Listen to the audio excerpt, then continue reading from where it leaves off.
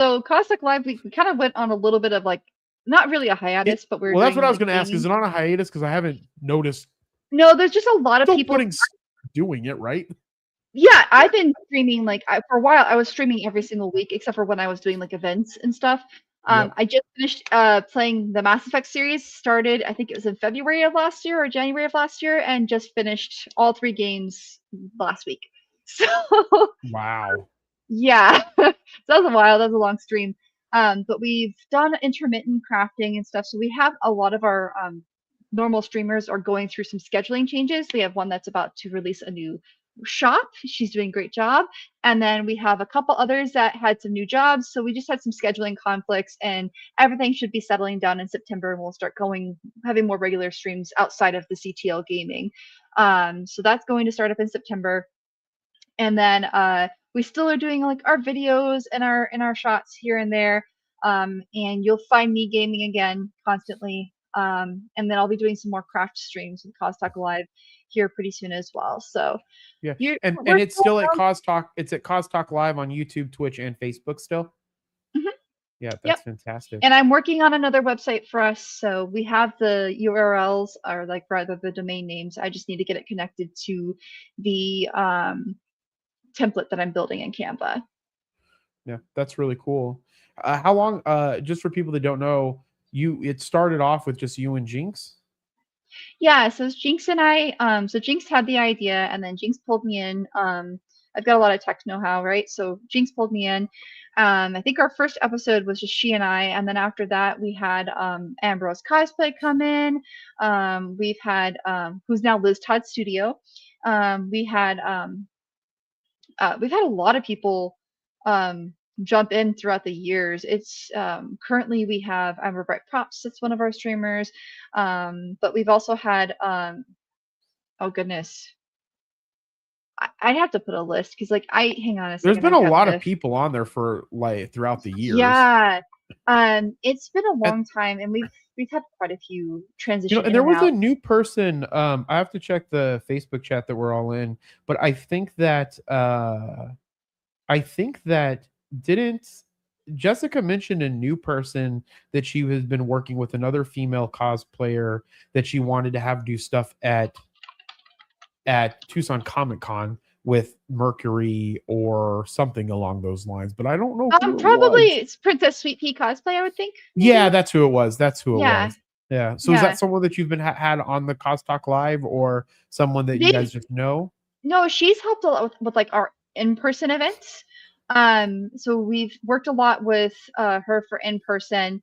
And then we've had Cosmom, who is Makaria Drake, who off and on will do like sewing tutorials.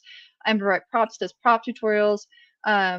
We've had we've had, goodness gracious, we've had Chibi Raincloud and Sakura Elric, and let's see here. I'm trying to think. That's crazy. There's so many cosplayers that you know. Yeah, there are so many You know a cosplayers. lot Also, of people. like Cosplay Choco, and we've had a lot of people throughout the years kind of come in and out of Costalk Live and join us.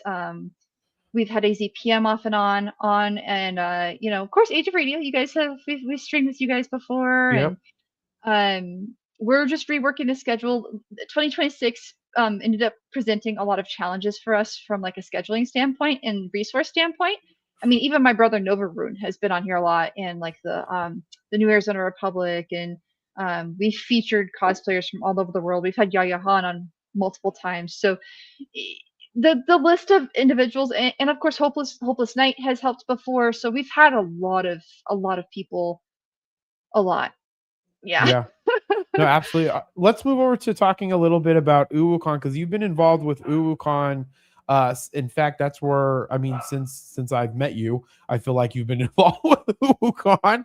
And Yeah. so this is UwuCon. We got pulled 3 weeks before they were supposed to go live when they first started 5 years ago.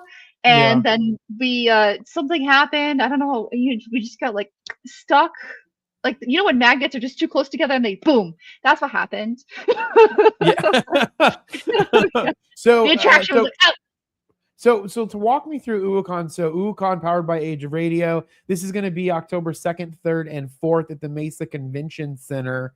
And Correct. one of the things that I get asked a lot, and this is where I want to start with our conversation, is this isn't a comic convention, but it's not a comic convention. It's an Like, animation and pop culture convention.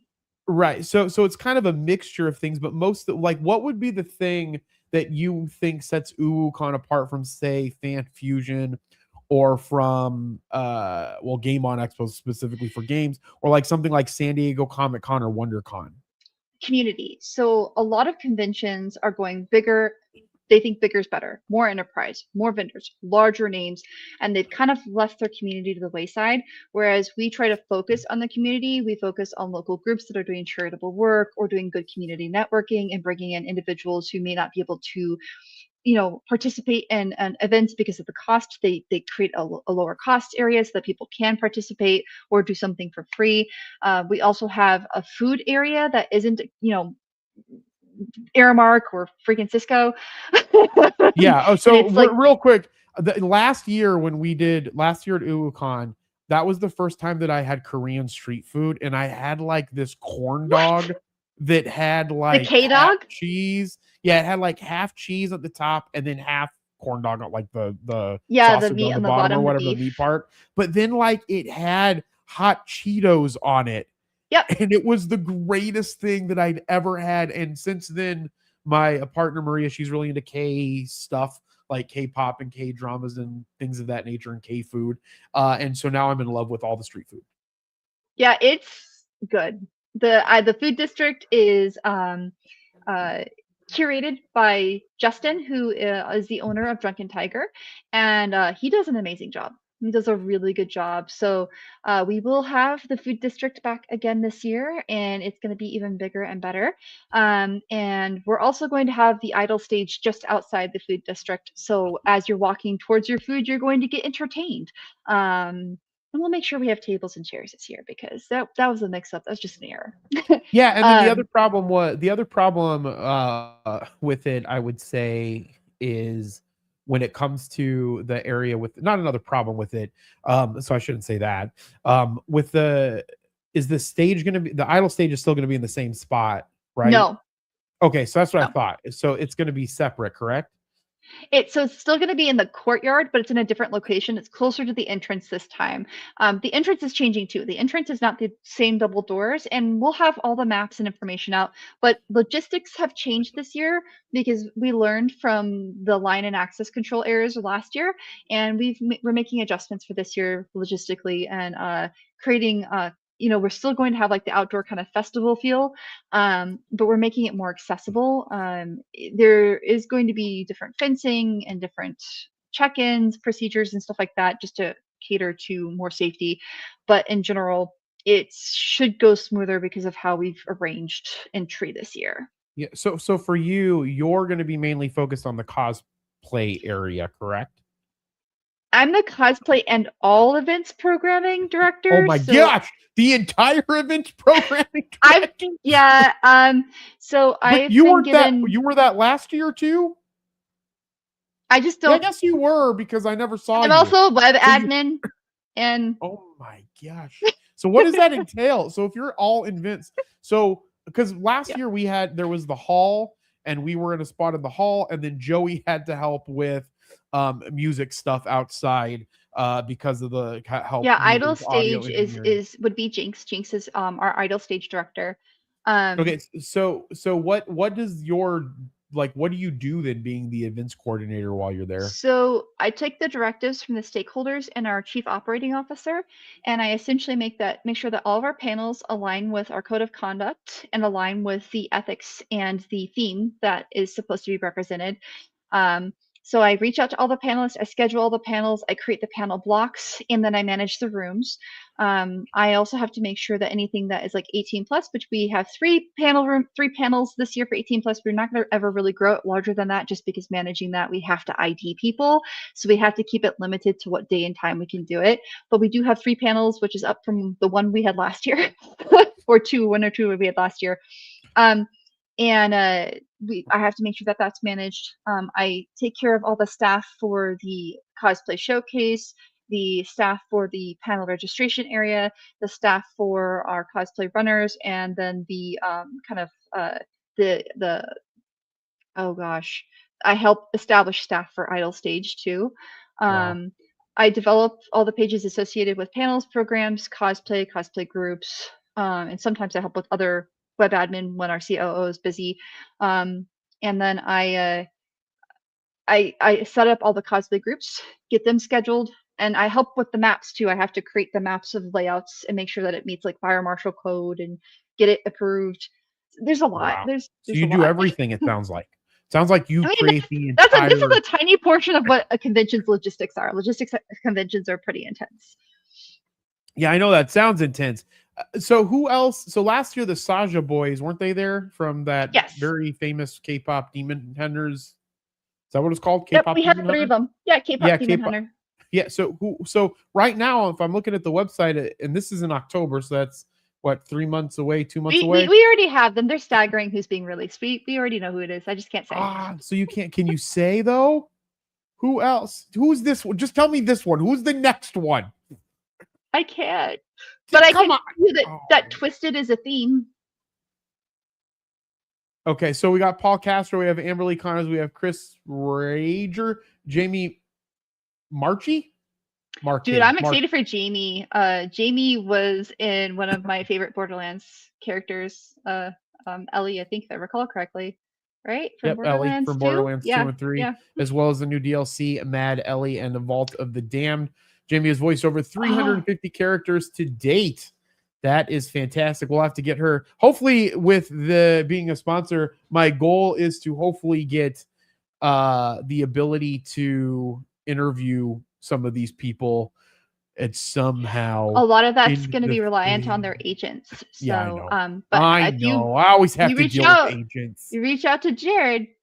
Yeah, no, I am. Jared knows. We're supposed to we were going to try to get Jared on here as well to talk a little bit about, UwuCon and what he wants for the future of it. But since you're here, what does Jared want for the future of UwuCon? Where does he see it going? Because he wants to grow it, but the theme that I've heard from him and the theme that I've heard from you has both been it's like small and feels more community driven. And when you grow, you sometimes can lose that. So like how do you manage both of those things? When you manage those expectations, you have to listen to the community. So when we get feedback, we have to see what's feasible. So the people are always going to complain. And that's fine. You got to vet your frustrations out at events, but we have to take those complaints and see what's actionable, right? And as long as you listen to your community and you remain as actionable as possible while also aligning with your stakeholders who are providing the money to run your event, then chances are you're going to have a pretty good balance. A lot of events are catering more and more towards their stakeholders. They're securing sponsors who don't align with their vision, and they're essentially paying more homage to the dollar than saying, hey, I know I'm not going to be able to grow to the levels of this event if it means I have to focus on community. And a lot of organizations don't want to make that sacrifice. Yeah. So when it comes to Phoenix Fan Fusion, which is the biggest one here in Phoenix, I would say, that and I don't know what would be the second largest one that we have here. Tucson, probably. Oh, Tucson. I think Comic-Con. Tucson far exceeds Game On. Yeah. Yeah. Game On's pretty big, getting pretty big though. Like I feel that it's getting there, but they have a lot of empty space. May be big, but they That's what I have was just gonna say. an attendance issue. Space. Yeah. They have a what? They have an attendance issue. Like think about the space versus what your venue. You should always want to set it to where you're going to sell out. And that means that you're probably going to have to set a restriction for the number of badges. And if you are consistently selling out, then expand your venue by maybe 10 or 15%, but never go, they doubled. And when they doubled, but they didn't double their attendance, that's where you create they doubled their space, but they didn't double their attendance. So they technically could be having the game on at a smaller venue and it would be fine then, right? It would just mean that they'd have to limit attendance. Yeah. Got it. I see. They could absolutely sell out every year if they just had even 2/3 of the space. Is there so let's go back to Fan Fusion. Are you going to be continuing to do stuff at and with Fan Fusion, or are you not doing stuff with Fan Fusion any longer? I'm kind of burned out. Yeah. Is it just like the going to Fan Fusion or doing stuff for them without them reciprocating. I'm trying to be I'm going to be as cordial as possible here. Fan fusion, it takes without reciprocation, and they take until you have burned yourself so low that you just go on autopilot, and the minute you go on autopilot, you're not serving your community. So when I realized I was on autopilot and I was doing things just because I could and not whether I was contributing to something, and especially with some of the things that happened last time, me finding out they did some stuff not legally, and so then we couldn't promote ourselves, and that affected the attendance of the event that we'd spent months practicing for. I'm disillusioned by them. So right now, I don't know if I'll ever heal from it. Maybe I will, but I'm too disillusioned to attend. What do you think sets San Diego Comic Con apart from Phoenix Fan Fusion? Just the size of it, or do they have better stuff? Because I've never been to it. I really enjoyed WonderCon. I mean, WonderCon is obviously WonderCon's smaller, great, but they're big on community. You can see that they have a big community thing. Yeah. So and real quick, just so people that don't know, WonderCon and San Diego Comic Con are owned by San Diego Comic Con International or whatever it's called. So they're from the same creators. Just one's in San Diego, and the other one's at the Anaheim Convention Center, which we were at last year, and we'll be going again next year because it was fun. I'm excited. So the San Diego, I think the big thing that they have going for them is they're like about 6-7 city blocks, but most of the big content you can just walk to and you don't even need a badge. There's so many things happening on the street and in the lobbies of hotels that you can just do for free, and it's vendors trying to promote themselves, right? So I know people that go to San Diego Comic-Con do not buy a badge because buying a badge is a lottery and good luck. It's 200,000 plus people, and they sell out so quickly because it is international. And that just counts badges. That doesn't count actual people showing up. So I'll give you an example. Georgia, Dragon Con, right? Dragon Con, I think, only sells 85 to 90,000 memberships because they're a charity nonprofit. But about 200,000 people show up in downtown Atlanta because it's in a series of hotels, and there's no reason why you can't enter a lobby. You just can't enter the convention spaces like the panels or the main events, but you could still wander around the hotel and see a lot. So do you think that San Diego has a better nightlife as well than having Phoenix Fan Fusion? Because I think everything closes down here at 9 o'clock. Like nothing's. Phoenix used to have a good nightlife, but after COVID, they never recovered and they never returned to the 24-hour status that they used to have. And so, unfortunately, downtown Phoenix is. It's funny because downtown Phoenix is deteriorating with their nightlife, and then all of a sudden, downtown Mesa is picking up on their nightlife. Right, that makes sense. Yeah, and Gilbert, or Chandler, or not Chandler, maybe wherever that new is it Gilbert that has a new downtown area, or Chandler downtown, where there's it's like a whole strip. I think it might be Gilbert. There's Gilbert, there's like one of those dog food places where you can bring your dog in while you eat. Osho. Yeah, so that's Gilbert. Yeah, Gilbert. Yeah. So Phoenix seems to be kind of like going downhill, but did Phoenix Fan Fusion's numbers increase this year from last year? Do you know? So this still hasn't been verified, but from what I've been told, they sold 133,000 passes. Wow. Unverified. Now, having attended, I could feel it. Now, also having known the rules for the fire marshal and capacity, I think they may be in trouble because I don't think they only had 2 buildings, didn't have all 3. And so I'm wondering if they hit capacity limits because there were on Saturday, two times, there were 3 entrances shut down.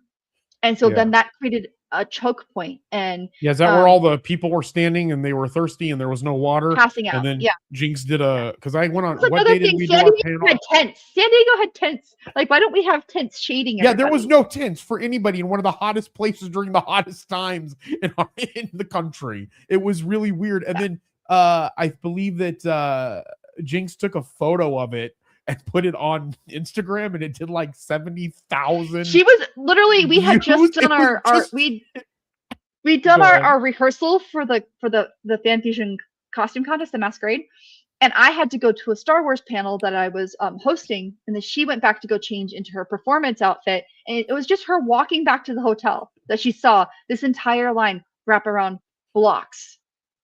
Yeah. It's so funny.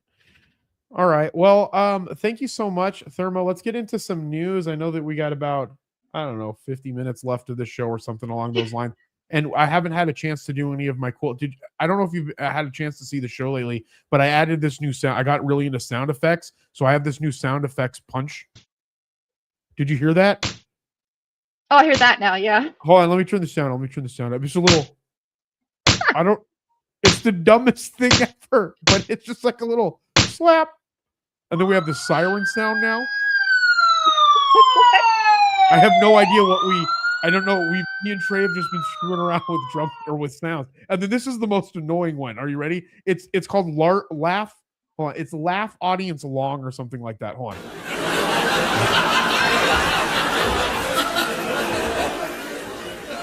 Hold on. I'm not pushing it. It's still going.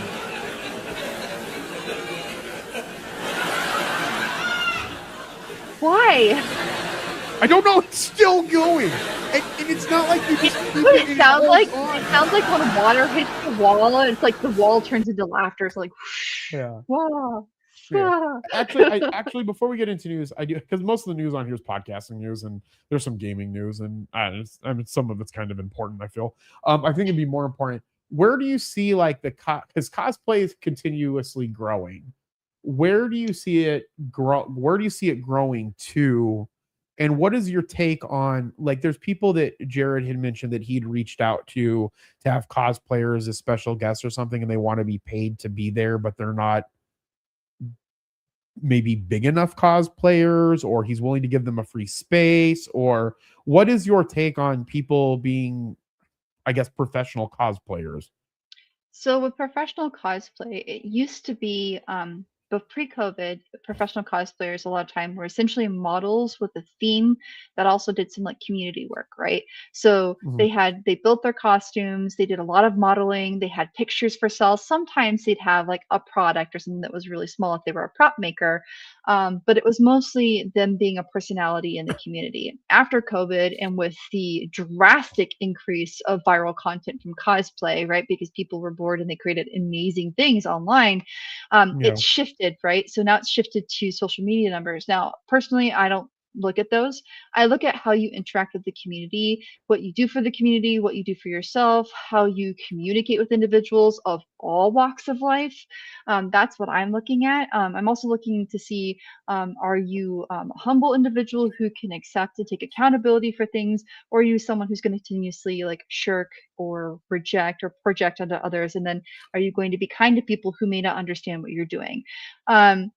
And unfortunately, we've run into a lot of issues, and Jared and I've had conversations at length about how paying cosplayers, I have no problem with paying cosplayers. I've been a paid cosplayer before. But when you're a paid cosplayer, you're being paid to perform a service. So you need to set in that a statement of work, right? This is your contract. You're agreeing to do the following things. And many of the times they don't stay at their booth for fans to meet them. They don't have photo opportunities. They're selling product, and that's essentially all that they want.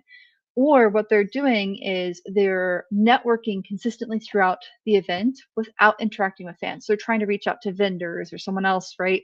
And I can get wanting to connect with those people, but you're there to perform a service for that event. So if a cosplayer isn't performing a service, if they're not doing panels, if they're not judging, if they're not interacting with the community, having photo ops, if they're not talking and building familiarity, then what are they doing? Like Yeah, what it'd is be it that like you're me what going, because like one of the benefits of why we try to go there, and we don't have a good plan for, we have a better plan this year going into this, because last year at Tucson Comic Con was the first time that I really figured out what I wanted to do for conferences and Mercury. And that's when we had our first actual booth, and I put a big investment in. And now we have like all the equipment to have full booths, and now we have the equipment to do like run and gun stuff. And so, well, the way that I look at it is that I agree with you. It's your responsibility to be doing the service for the thing that you're trying to do, rather than like if I bought the booth and then I was never at our booth because I was going, not doing any content, and I was going and trying to get people for advertisements or for Mhm. some other reason outside of trying to build a It's a good conflict of experience at interest the where you're like correct. Yeah. furthering your interest instead of helping agreeing to do. So that's why we've moved a lot away from guests, and maybe in the future we'll be able to reintroduce it, but we don't have a lot of space right now because of some issues with the hotel, which after having conversations with the hotel, that might resolve next year now that they've seen what Uwu's doing. They have new individuals who didn't realize the scale and scope of what we were doing, despite us pitching it. So yeah, hotels have a bad tendency that they have a lot of turnover and they don't listen. So, but Yeah. it's hopefully we can get more space and maybe we can do more. Right now we were trying to prioritize what we thought would make the community happier, what would create more interactive content. We've got cosplay groups that are bringing in 3D printers, doing demonstrations. They're bringing in custom made arcade games associated with their theme. We have some that are doing like stamp trading. We have some that have created the SCP log, like of weird things. You can look through journals and read about weird stories. We have Twisted Wonderland that's coming back, most likely with their ball pit, and people lose their crap over that crazy ball pit. Yeah, And and then it's you it's guys are funny going to be because there it's just, too. I mean, I like putting Dustin in the ball pit no matter what. But I think Dustin's been in it twice now. And which is weird because it's just a coffin with ball, it's like It's a plastic coffin ball balls in it. pit, but it's Yeah. super popular. They also have backdrops. AZ Hive's coming back, and they've got crazy props that you can interact with. They raise money for local no kill shelters. So there are groups that we're bringing that we think not only provide good well-being to the geek and pop culture communities, but also to like Arizona communities as a whole. Is Ryan going to be there with her? Is it Ryan? Yes, right. That Uh, she does the I what? don't. I with the rig, I don't. There's no space in the vendor hall, to my knowledge. If that happens, I would have to talk Because she with had her small rig Jared. last year that was based off of K-pop Demon Hunter. She had the small swing, the one. Is it Rumi? Is she the main Yeah. character? No, who's the main character? Yeah, Rumi that swings through the air during the one of the Mhm. songs. She had that like a version of that she used. But you don't think she's gonna Ryan K? It's Ryan K, I right? Is that didn't. what you said? Yeah, it's Ryan K. I didn't see Yeah. Ryan K on the list. I will say that we did do things differently this year. We had applications open instead of reaching out because we wanted to give new groups an opportunity that maybe we weren't familiar with. So we opened up more applications this year, even for cosplay groups. So there are a couple groups there that are brand new. And we're giving them a chance because how else are they going to grow and become something more established if it's someone doesn't give them an opportunity? Correct, which is my Um, biggest problem in every entertainment community is yep. that it's like that whole thing where you have to have experience to get the job, but how are you going to get experience to do the job if you don't like there's not an entry level to Yeah. do it? I don't There's know. three there's three groups. So far we've given like UwuCon has had 6 total groups that had absolutely it was their very first event and they've all received really good feedback and had positive reactions. So we're just going to keep doing that. We're going to give people a chance. We won't be bringing back our cosplay roundtable this year just because of the space limitation we ran into, but we do have a relaxation station and it's going to be even Mm, bigger. So more time for cool. you to sit down, chill, eat some food, maybe charge your phone.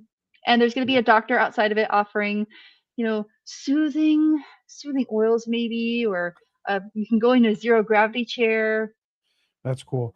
All right, guys. Well, to move on and get into some news before we do that, just a reminder that myself, Thermo, Jinx, Joey, Chuck, Dustin's brother Mario, Dustin's cousin Daryl are all going to be at Tucson Comic Con. Last year we had a giant space. This year we're being asked to be media, and actually they just let me know that there is space that's available, but that opened up. Unfortunately, I'm not going to do it because of just that we're getting close to the It's time 3 weeks. and It's 3 yeah, it's weeks. 3 weeks and I'm like, we're going to run and gun this bad boy and we're going to have fun. But I'm really excited because I put in to do an interview with William Shatner or Jim Starlin. William Shatner obviously is from Star Trek. And other than that, I don't know what else William Shatner's ever done. He's done a lot of like but crime shows too, if I recall correctly, hasn't yeah, he? and that's what I don't want to be. I want to interview him because I want to ask him about Star Trek because I like Star Trek. But I also want to interview him, but I'm afraid to interview him because if I interview him, I'm gonna be like, "What else have you been in?" And I don't want to like insult him or anything of that nature. And so, but anyways, I'm still gonna give it a shot and have some time. Hopefully, get some time with William Shatner. Jim Starlin is the creator of Thanos. He's also going to be there as well. I put in to interview him along with some of the other individuals that are going to be there, like Tracy Lynn Crux, Barbie Blank, Deep Roy, Lou Ferrigno. I asked to interview as well. I'd love to get his take on the new iterations of the Hulk, since, in my opinion, he was one of the original Hulks that came to I guess television or to the screen. And Brian Polito, again, the founder of it, and Coffin Comics, is also going to be there again. We interviewed him last year, but again, we're going to be at Tucson Comic Con, so make sure you should ask Will Shatner about Miss Congeniality. Just do it. Just do it. Was he in Miss Congeniality? He was the host. Oh, okay. I haven't seen that movie in forever. Okay, I'll ask him about. I'll find them. What I'll do, Thermo, is if he does agree to interview with us, I will find the most obscure things that he's been in and then ask him specifically about those. Ask him about the one episode he was in for Masters of the Universe. I think he was in that. Or My Little Pony. He's in My Little Pony too. He was in My Little Pony? I'm pretty sure he was. I think he was. That's crazy. All right, and again, we will be at UwuCon. We were just talking about that, which is brought to you and powered by Age of Radio, and also Ronin Games is one of the sponsors there as well. And Thermo won't tell us any of the other guests that are coming, but these are the current also, guests. if you scroll up, if you go under program, the program is live. We just have to add idle stage programming, which we're working on. Oh no, it went away. Did it not go? No, there's a lot. So there's a full event schedule. You've got the cosplay groups, a full event schedule, Friday, Saturday, or Sunday, but you can look at the full schedule there. I just finished it. I'm so happy. And then you can actually download the Eventity app and you can save it on your phone too. You're the web admin for this? One of them. There's only two of us. Is this like an embedded schedule thing here? Mm-hmm. From what company? Do you mind saying or no? Eventity. That's what I thought. Okay. Nothing. Just for future planning for things that we're working on. Just getting some ideas in my head to make really well because we used a WordPress plugin last year and it ended up getting pwned, and so it got shut down during the event and I couldn't even display the programming.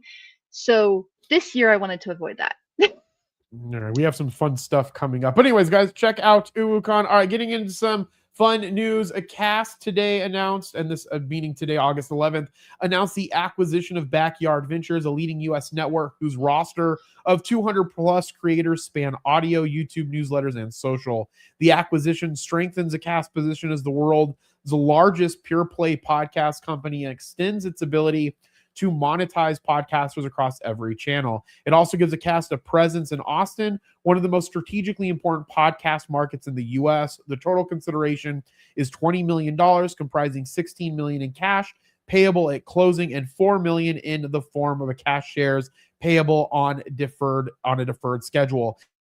The business generated $16.1 million in revenue in 2025, representing a revenue CAGR, or compound annual growth rate, of 65% since 2023, with an adjusted EBITDA margin of 12% based on the company's unaudited accounts. And this is going to be a giant win because Backyard Ventures is home to some of the most recognizable names in podcasting, such as Ryan Holiday's famous The Daily Stoic, Pierce Morgan's Uncensored, a little bit culty SB Mowing on YouTube, and the best-selling authors of Cal Newport Deep Questions and Mark Manson Solved.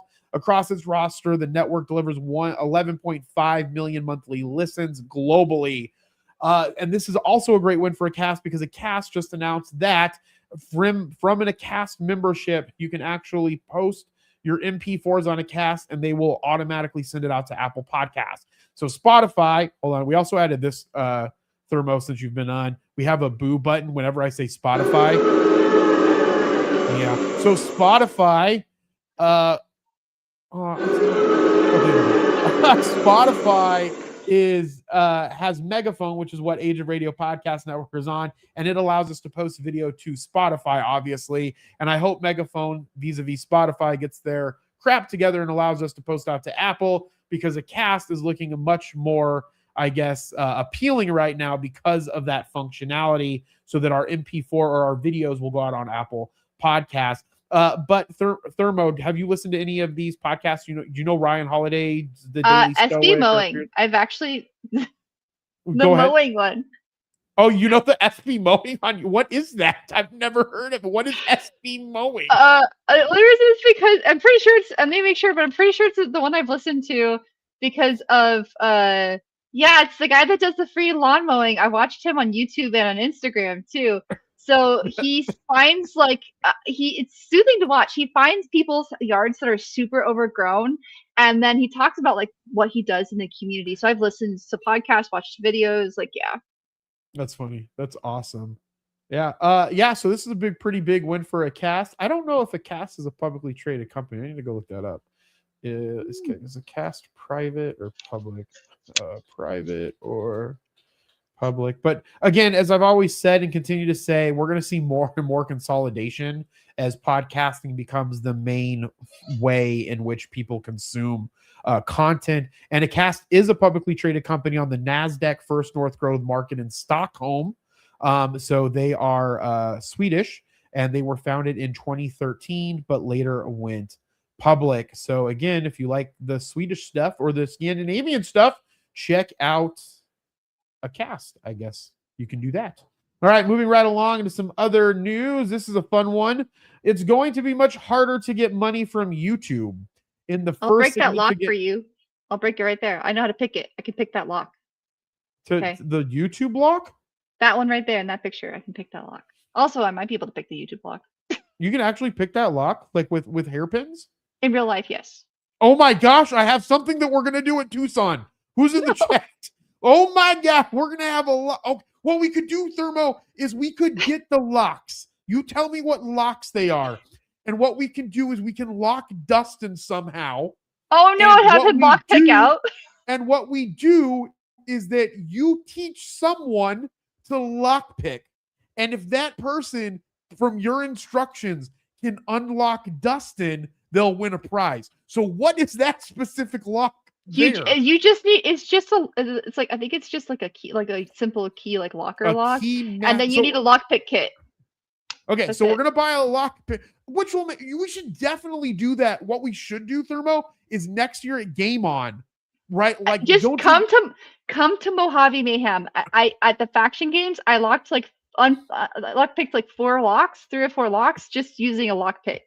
Like, but we want to make Dustin suffer and have other people have to unlock him. But like, no, at Game On, we could do a whole Skyrim thing because I guess in Fallout you do the lock picking also because it's the same like the mech. We've got to do something for this. This is amazing. I'm gonna go buy some of these locks. I'm gonna buy a lock picking kit. And we're gonna lock up Dustin and or Mario or lots of people. Let me test it first though, because sometimes they have the wrong, like the pins in them are broken. So let me test and make sure it is possible first, and then yes, let's have someone break them out. Yeah. And then we'll make it a whole game. It'll be fantastic. I love this. This is gonna be amazing. I said the word amazing. You know, it's always helpful when someone else is in here to do Dustin. Amazing. I'm super excited about it. All right, but. So Thermo can pick that lock if you ever want to break into someone's backyard. It is going to be much harder, though, to get money from YouTube. In the first significant change since 2018, YouTube has made it twice as hard to get into the YouTube Partner Program, which pays creators based on consumption off the platform. New creators applying for the program will need now 8,000 qualified watch hours in the last year, or 20 million qualified short views in the last 90 days, both double the amount that was required previously. Thermo thoughts? They're literally just trying to kick anybody out. I know people that have already been dropped from the program and they couldn't understand why, and it's because they didn't meet these goals. That is ridiculous. We only have 125 subscribers. I think we have like thousands of watch hours, but most of those watch hours, I think, come from a lot of the shorts because the cosplay shorts that we end up doing get thousands of views, and then our videos get like 20, 30 views. But I mean, think about it. There's only 160 hours in a week. That's a good point. Yeah, I think it is. Yeah, something along those lines. 24 times. Please stop popping up. There we go. Like 168 to 170, somewhere around there. So, how much do you have to stream? Like, how do you translate? Like, if you stream an hour and then you have someone watch that whole hour. Like, say you have 10 people watch that whole hour, there's 10 hours. So those 10 people, like, it would just, yeah, Well, yeah, no. but this is just going to be watched hours on top of live streaming because and that's a good point though. Does it count the live stream hours? I Because don't like know. the people that are on here right now, they're watching, and we've been on for about an hour, so that'll be 6 or 7 hours for the 6 people. You need to share this with more people, YouTube people, so we can get more people watch. And you know what? These 6 people probably aren't even all from YouTube. I connected it to and my they're all YouTube too. Thermos people on top of that. For love of God. Point is that I don't know if it counts these. It might be after it goes. It has to count both of them. I don't know, but I do think that that's kind of it's to push people off of it is what it is. It's to put or to make it more or so they don't have to pay out for the little content that people are doing. Like Or when not, someone I don't goes mean little viral, content, when they but go like viral, it smaller doesn't. content. Yeah, it's the viral thing. It's like if someone goes viral and they get 3 million views, if it's just that one time, they don't have the 8,000 hours because it's just, it doesn't hit Correct. the Correct. 20 million qualified short views, which is crazy. Yeah, I agree. Or hear me out, guys. Once a month we choose a creator and all of us watch that one creator and we say screw you to YouTube and we just start gaming the system. And we just all focus on one creator, all of us, to get them to where they need to go to, and then we go somewhere else. I'm ready. Joey put here, just talk about all the cons we're going to for this episode. We don't need news. We always need news. There's always fun stuff happening. Joey's just saying that because I forgot he's going to Comics and Cocktails. Totally forgot. I usually like going to Comics and Cocktails. I actually might go and record Friday? stuff. Wait, It's the 12th. It's today. September 12th. It's September 12th. So the weekend after Tucson Comic Con is Comics and Cocktails. And so last year I had a booth there and did some stuff. I'm probably going to go there and make Dustin just walk around, and we'll interview people for a little bit and get some content. Again, our whole purpose of doing those at the conferences too. And those are the ones that get the most watches, obviously, because we're at a conference and there's people that are then watching and then going out there. So we love those. But I also like promoting small creators and the creator community. And that's why we do this. And so Joey's going to be at Comics and Cocktails. It's going to be at the Foundry. And if you go to the Foundry's website on Facebook, they actually have listed Joey as a special guest at the event.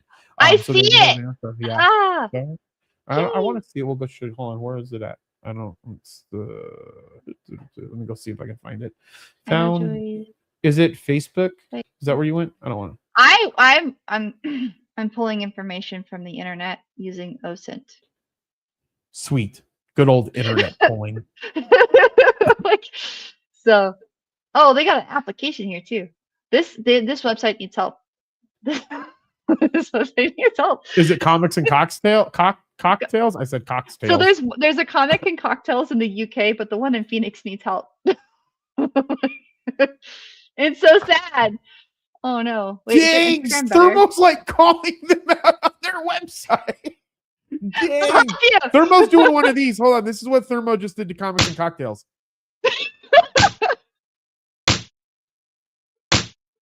Yeah, I love sound effects. I don't know. I smacked them. No, honestly, there's some events in Phoenix, and that they have really cool ideas that you can tell that they're definitely more like venue and event people than they are like tech people. And you're like, oh man, you just need one good page. Like even if your page looks like a poster. I can't even find the Comics and Cocktails website. Joey, throw the Comics and Cocktails. Tell me how to get to the website, Joey, since you're on here. All right, we're gonna go back to news though, because there is some other fun news. So YouTube. Go F yourself, I guess. I don't know. One thing I will say that I did like that Google did, I know that some of us are pro AI in some areas. I'm against generative AI, except for my stupid music video that I made for Trey, who's not here. Oh, I'm going to give Trey one of these smacks. This is what Trey gets for hanging out with his family. Oh. I'm just kidding. And so in the back end of YouTube now, you have access to Gemini, and I asked it to like give us like ideas for her YouTube page, and it gave us a bunch of them. It was great. Now, whether or not a human could have done that, probably could have just done it just as quickly, or I could have easily have done it by just looking at what we were doing and how to make it actually better. But nonetheless, it is out there in the back of it now. Which brings me to a question, Thermo, since you have a since you are also against AI in certain instances, what do you think about it just now being integrated into everything? Because now Gemini, your search, like Google search is just Gemini now. I don't use Google when I don't have to. Dang it, who do you use? DuckDuckGo. Oh yeah, does And DuckDuckGo have AI though inside of their search? Probably not yet. You can turn it off They completely, give and you then you the can completely ability. disable it on your mobile device and your desktop. For DuckDuckGo or just AI in general? For DuckDuckGo, Microsoft says you can disable Copilot, but there's still processes running in the background. No, Copilot is everything that they do, which it's super helpful. Like I had like AI in Excel is super beneficial for analysis. It's so much easier than me doing it. Takes me And there's forever. the I can thing, just like tell it most what to do. people only know AI from like the big generative collection. Also, here's the link. I posted it. I was at the right place. It's just a little difficult to navigate. Oh wait, I should post all. No, let's see here. Didn't Hold here, on. AZ Comic. Oh, it's an AZ Comic Art Fest. Yeah, copy. You might have to copy and paste to your community though, because I can only send to mine. So, but there's SLMs, MLMs, and LLMs, and if you say that to somebody, they have no idea what you're talking about, right? So the problem with AI is there's AI that's been around, AI as people know it, that's been around for 25 plus years, that was used in the medical field. There's AI that has been in animation for years to solve the solution of gravity, because gravity was so mathematically complex, it needed an algorithm to help solve it. So there are instances where it's been used in like a good way, as a tool. It should just be a tool. It shouldn't be generating human content or what it thinks is human content. So, Joey, I almost was able to get here. It says Joey Galvez Geek Collective, but I don't want to sign into Facebook, and I hate Facebook. Can I? Oh, like you? Yeah. Okay, cool. But that's I think. But man, look at this is the website you were given a little slap to here. Yeah, this is what she did. You can't search it. It won't let me search anything, so I had to manually scroll for everything to find Joey. That's a good point. Where is he on here? He's like, you have to scroll about, like, you have to go like Brian, 3/4 of the way down. Kevin Eastman. Right hand side, 3/4 of the way down. I need to interview Kevin Eastman one day. I see him everywhere I go, I feel like, and I really need to interview him. He was at UbuCon last year. I know, that's what I'm saying. He was at UbuCon last year. He was in, but this is from September 2024. Where are you talking about? You saw Joey. Go up to the top, to the very top of the website, and then click on exhibitors and vendors. Exhibitors and vendors. Oh, Joey, you're and not then a you scroll 2026 guest. You suck. 3/4 of the way down to the right. 3/4 of the way down. Scroll to your scroll bar. About 3/4 of the way down on the right hand side, there is Joey. So keep going. Keep going. Just a little bit more. Just a little bit more. You're almost there. And wait, did we pass him? No? Wait. Let me see what he's under. He's right underneath Brian West. But mine should be... There he is, right there. Yeah. Oh, he's right there. Dang! Joey Galvez, 2026, the Arizona Comic Book Arts Festival. But see, the layout's kind of confusing. There's so many tiles, and it's a little bit hard to read. The tiles are also, like, really... Small. Like, what's all this space over here being used for? I don't know. Like, maybe they had to optimize it for mobile. I don't know. They might have optimized it for mobile. Yeah, maybe. Oh my gosh. The Janum, he's actually a pretty fun guy to talk to. I like talking. This guy's pretty fun to talk to. And then you also know who's fun to talk to, Thermo? Fabio. He lives with me now. You know that, right? I actually wish that I actually hung out with him more often than seeing him at conventions every once in a while. For those of you who don't know, Fabio is my stepdad. He's a really funny guy. He's really fun to be around and to talk to. Not the Fabio with the flowing hair on the romance novels. It's a different Fabio. Same Fabio. Oh man, he had a whole different life. Dude, we should see if we could like re-input him onto romance novels. Just dress him up with the hair and everything. Those are the things that I enjoy doing with my money, is doing ridiculous, stupid shit. I mean, I've got 20 plus years of Photoshop experience. I'm ready. That's what I'm saying. Between all of the people that we have for stuff, I mean, we would do a great job. All right. Okay. Speaking of AI, human or AI, Spotify will start telling listeners what's real, with data showing at least half of the new podcast launches in the past year produced by artificial intelligence. That is ridiculous. At least half of new podcast launches in the past year were produced by artificial intelligence, not humans. The fear that feeds will be filled with so-called AI slop has been rising. Now, in a move to help its users distinguish whether content was generated by a real person, Spotify is introducing labels on creator profiles that disclose whether they are humans. The push is beginning on the music side. Starting in mid September, Spotify says it will begin placing an AI persona badge on artist profiles when the identity being presented may be AI generated rather than a real person. The distinct the Jesus. The designation will appear on profile banners and about sections, as well as in search results and on track listings inside of playlists. Listeners have been clear in telling us that they don't like seeing an artist profile that seems human, only to find out that the person is AI generated, Spotify says in the announcement. So, my first question is, shouldn't they just not, once they find out that something's AI generated, just not allow it and make it just a hard ban against it? Yeah, because how are you vetting the content? Are you having people listen through the entire podcast to see if it's full of misinformation, or because AI is likes to please people, and so it will combine data whether it's accurate or not. Well, correct, 100%. That's what it is. That's one of the biggest problems. Like I can do research inside a Gemini notebook, take that research, have Claude check that research, and occasionally, not every time, but maybe I don't know, 1 out of 5 times, it will be like, no, this is incorrect information, and Yeah. it'll be like, this is the actual information. So there is misinformation, which means that if people are going out there and creating podcasts, which traditionally, in my opinion, could be informational based, like podcasts in general are people giving information in some extent, then that just means there's Mhm. a bunch of freaking shitty information going out into the world. Yeah. So Well, I that's why, think, like, anytime I hear something, I go check multiple sources to see if it's accurate. Because I'm like, is this real? Is yeah, this real? absolutely. And that's what people should do. They should 100% go do that.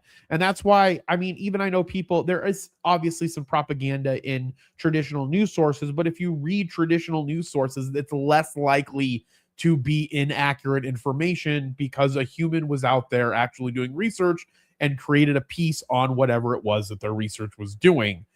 Now, I think this is a good move by Spotify to label it, but I think that the better move would to be make a hard ban against Or AI. if they're not gonna ban it, take anything that they know is made it with AI and put it in one playlist, and it could only go to that one playlist. It doesn't get to get separated out. I don't care if it's news about this or about this or about this. It goes in one It's just playlist because AI you're made by generated. AI.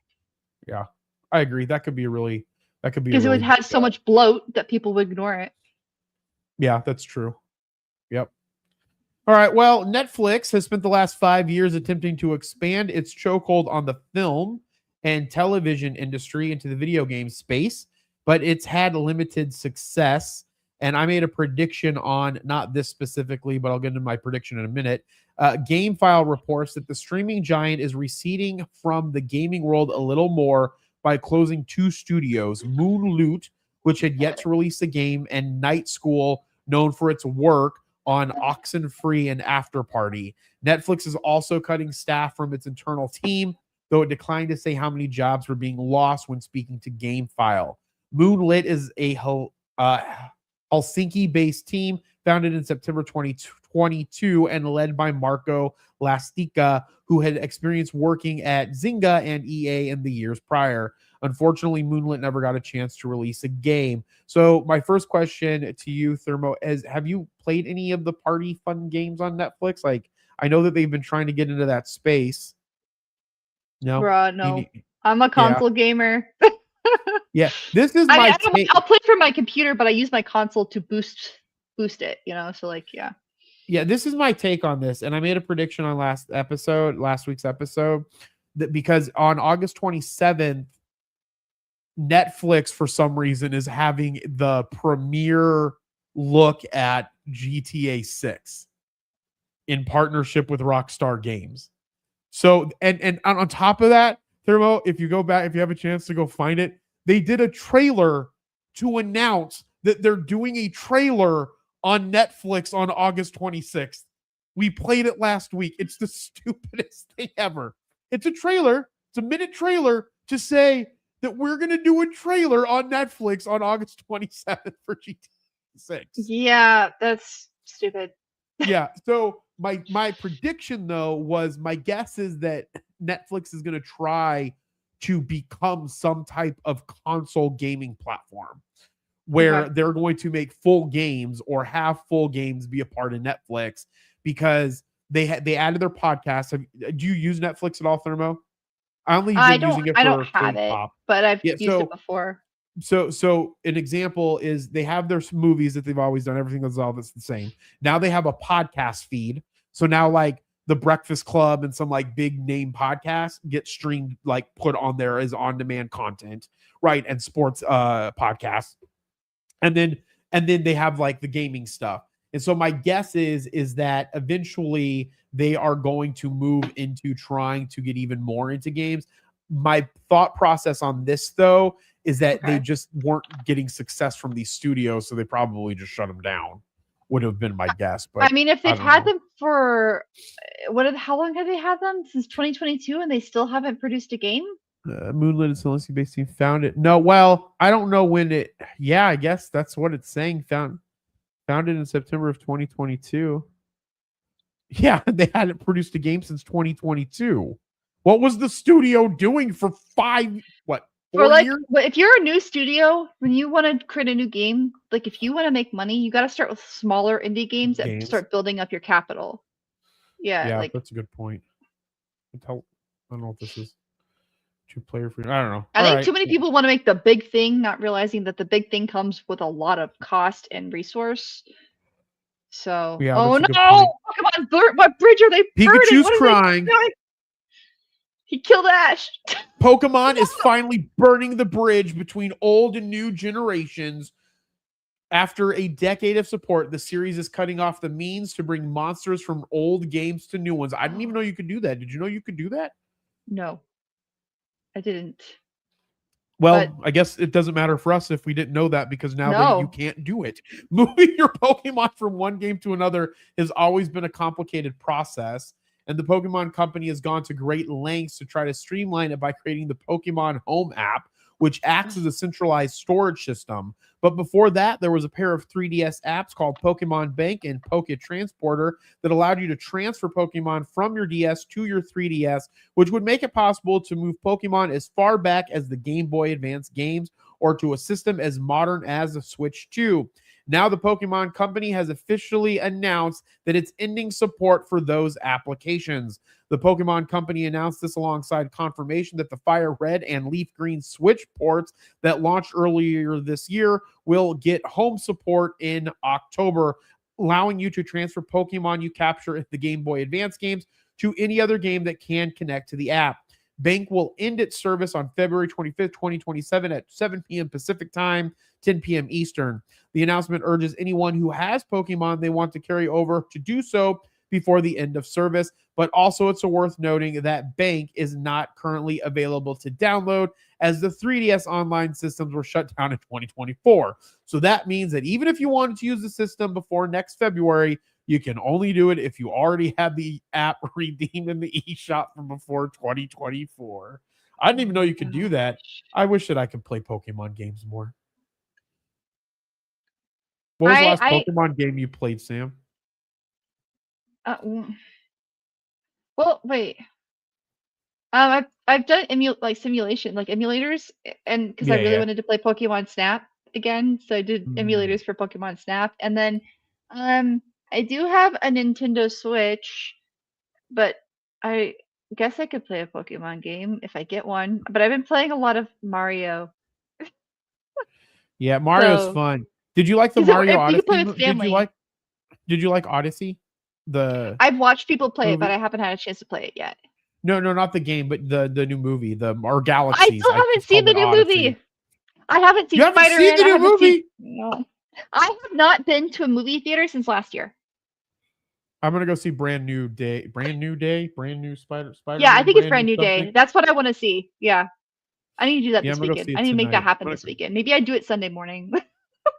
Yeah, last week I tried to go and like at almost like well, not all the theaters, but the theaters that I was looking at, almost all the shows were sold out.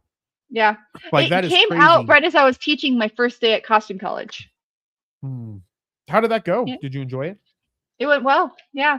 It was humid, but it went well. And then Jinx and I spontaneously went to Universal, and then I found out that apparently the passes I bought for us, we ended up with a buy one get one. So now I have another pass that I can use at any point before December 16th. And I'm like, Age of Radio and Jinx, should we all just be like, I was like, should we post Jeremy and just take a random day to Universal?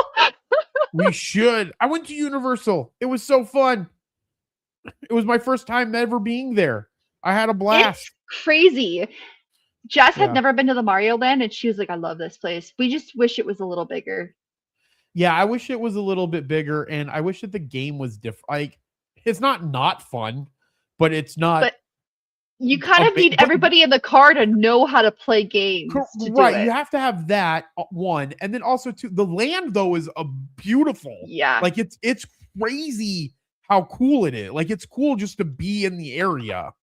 It's just and so I had never been there, and I really like the Transformers ride. And even though I'm not a huge Harry Potter fan, the Harry Potter ride was really cool. I can't. So I'm gonna tell you a fun story. Okay, the first time I ever went to Universal, I rode the Harry Potter ride. My legs are too long for that ride. I hit the bottom of the ride, that where that transition bar is. So I had to keep my legs up if I go on that ride. So I don't go on that ride. Wow. Yeah. So are you talking about the one where you're hanging, right? Yeah, and there's that one transition between screens where it's metal. I know what you're talking about. So when I went in there, I have really broad shoulders and a very thick chest, right? Mm-hmm. And so when I was there, this other guy who was a pretty big guy, but I mean, he was a big guy, but I didn't think he was like bigger than my, size of my chest, right? And so he went and tested, like, there's like a place where you can go to see if you'll fit. The chair, yeah. And so he went to do it, and he didn't fit. And then I was like, I should be fine. But I'm like, I can't believe he didn't fit. So when we got in there and I put the thing down, my arm got stuck. So I asked the lady, she was like, you'll be fine. Just try to tighten it a tad bit more for one more click. And it's like, okay. So I tightened it. So that whole time my arm's like this because it's caught. And then my other arm's fine. But the ride I actually enjoyed a lot. Like, I didn't think that I would enjoy it that much, but it was really fun, especially when you do like when it like tips you backwards. See, you have to go on the new Fast and the Furious ride because it travels the whole park, and when you drift, you literally float. You're in zero gravity. Oh, so it was open when you went? Because it was closed when we went. It was open. It just opened. What? Okay, so does it drift? Like, it drift? Like, what does it do? So what it is it's like there's 4 cars on a train, right? And as you're going, you think you're all going to stay connected.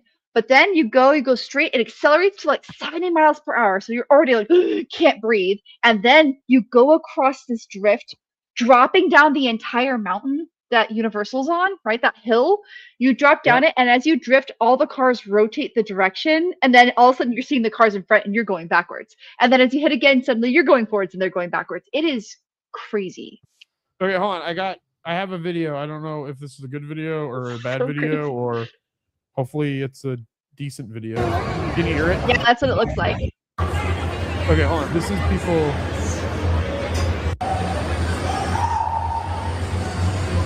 Oh, so those separate? Yes. Oh my gosh. Here we go. It's like we're there.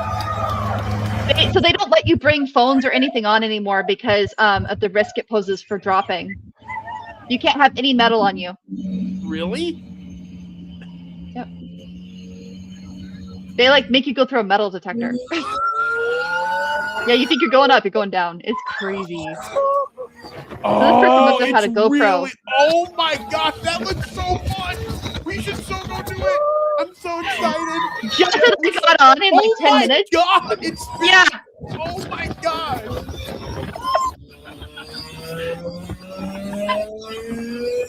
Oh, this part, it takes the breath away from you right here.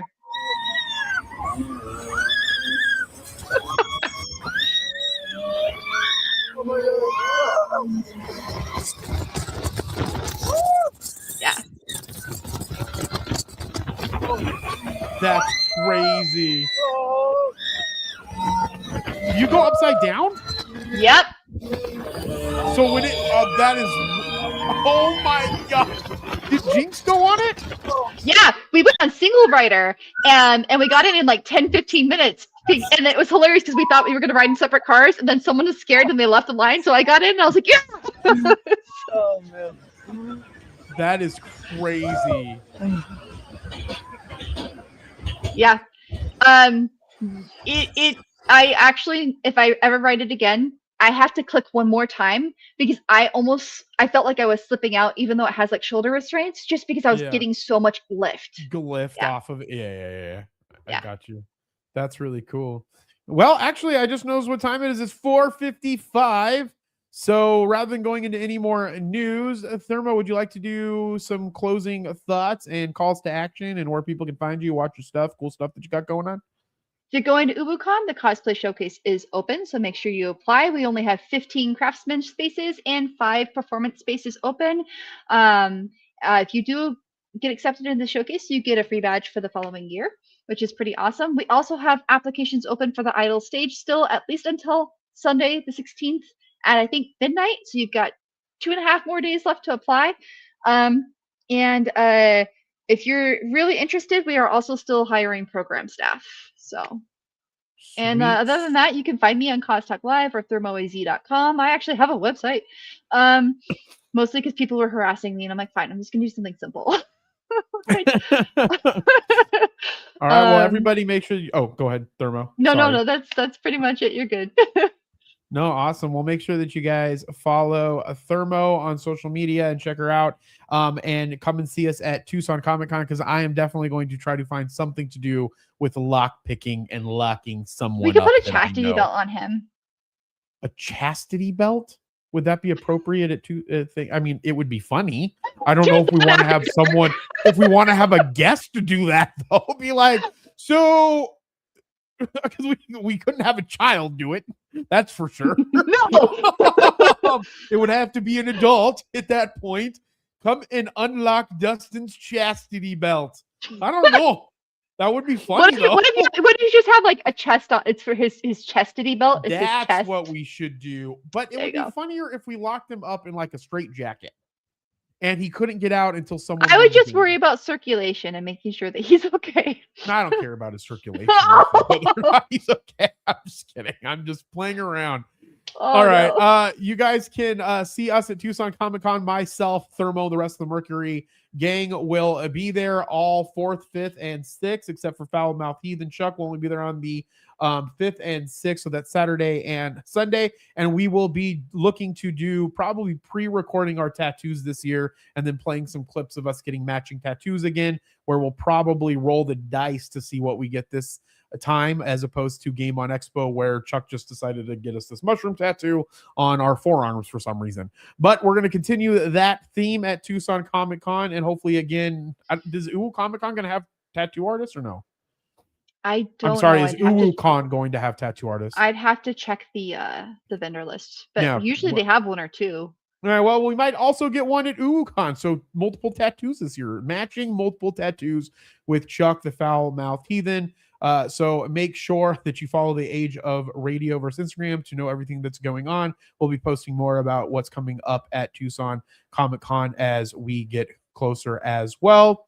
And then also you can listen to my new show, Markets Radar, which is a show all about markets, crypto, bonds, stocks, foreign currency, and everything in between. And I give you my take on what it all means. It's currently on the Age of Jeremy feed, comes out Tuesdays and Saturdays. And then I have my regular Age of Jeremy episode that comes out on Wednesdays. So make sure that you follow that. And then also make sure that you follow my main co-host, Creator Trey, on social media everywhere at Creator Trey.